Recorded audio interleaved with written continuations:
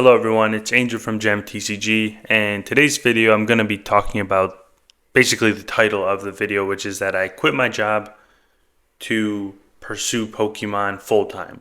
And there's more to it than just saying, oh, I quit to sell Pokemon cards, but with the way things have been going with TCG Automate, the trading card business, and then also this channel and all the things involved with that, I have decided that it makes most sense for me to focus on, one, the community that is being built through this channel, through all my other social media accounts, and then continue improving TCG Automate for the users, and to also just focus on my trading card business more, because it's not entirely about the money that comes from it, but more about the almost fulfillment that I get from it. Because working, for those of you that don't know, I had a full-time software engineer job.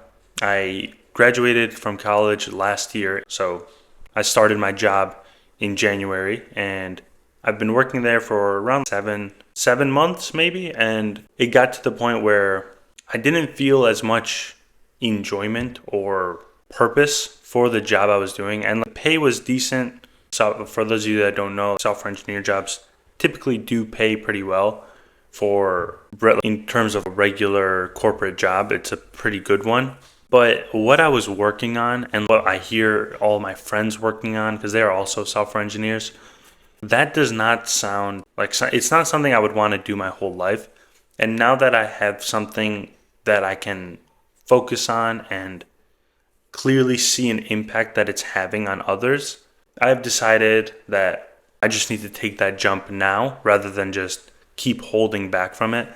And I want to make this video not to just talk about myself, because sure, it might be interesting, but at the end of the day, I make these videos for you guys to learn from and have goals to achieve. And I want to bring a discussion on the purpose of a job or something that makes you money, because a lot of people, they get caught up in the concept of, oh, I need to make so much money so that I can have all these things.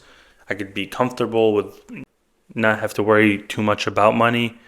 And to a certain extent, yes, having money is important so that you could have the things you need in life. You don't have to stress out about it. And that's my whole thing. I don't care for luxury stuff or costly stuff, but just having enough to where you don't have to worry about it is my main goal. But on top of that, what you do for your career or what you do to make that money should be something that you enjoy doing, because I was working that job and I felt so bored and it almost became frustrating, because I was like, I know I can work on other things that will be, one, more fulfilling, and two, I would enjoy doing it much more.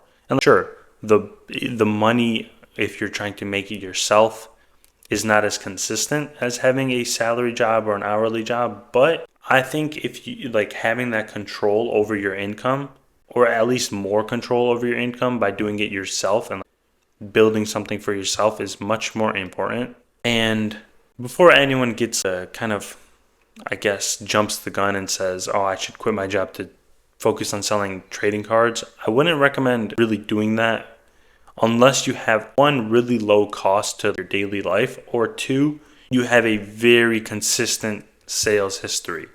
Because I only did it because I made TCG Automate, and that income has surpassed my salary.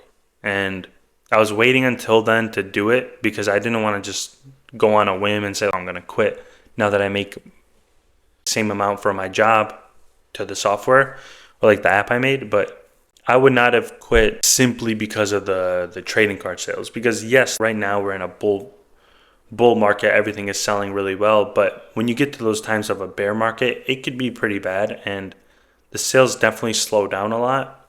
And it's hard to live if, let's say, you're used to making 50 sales or 100 sales a week and making $5,000 profit per month. And then on a bad market, you're making $1,000 a month. It's hard to make that jump and transition. So that's why it's hard for me to advise to just focus on your trading card business full time and not have another source of income. I would only do it if you could have another source of income So that way, if let's say the cards is going down, you will have something else filling in that need or that income. And another thing, I want to talk some more about channel updates now that I have more time to work on the channel, the app, also the marketplace app I'm building. I'm actually working on it right now, but I do plan to make more interview style videos, and I've already reached out. A few people have reached out to me that are other sellers, and I will be having those coming out soon and talking to them soon to get some content out, because I think videos from other sellers and interviewing them would be very helpful for you all to learn from. So that's going to be coming more in the future. And I do also plan on making some software related advice videos, because actually there's multiple reasons why, but I have noticed that there's actually a decent amount of you guys that build apps or have coding experience. So I want to make some helpful videos and also just document things as I'm working on stuff, because one thing that I wish I had when I was building apps and building TCG Automate was more advice from people when they're in that day one time, like that first 2 months of working on their project, rather than hearing stories of someone a year later talking about their first month, because it's a big difference. I could sit here and say, oh, I worked on this because I knew this was going to happen. I added this feature because I knew it would bring in more people. But realistically, I did not have that vision in the beginning, and you get that hindsight bias a lot. So I want to make more videos as I'm working on things, so that way you guys can see that almost raw advice and documentation rather than something being curated and learned on over time. So hopefully you guys enjoy those types of videos, because I think it would be very helpful for those of you that do have good ideas or want to work on things that you need advice on, because there are a lot of things to tackle, and I think having advice on that would be super helpful and save you a lot of time and just point you in the right direction, because I've made a lot of mistakes trying to build apps. I've built probably 5 in the last 2 or 3 years, and I have failed on all of them except for the last 2. So if I would have known some things that I know now, it would have saved me probably 2 years worth of work, and that stuff definitely adds up. But back to the trading card thing, I think you all should take this video as inspiration and something to achieve, because even as a second income, even if it's not like you're making a crazy amount of money, but even if you're making an extra $100 a week, that adds up. That can alleviate a lot of issues, a lot of problems in your life if you're just making even the smallest amount of extra income, because there's a few reasons for that. And the biggest one is that you are almost building a skill and you're building a foundation.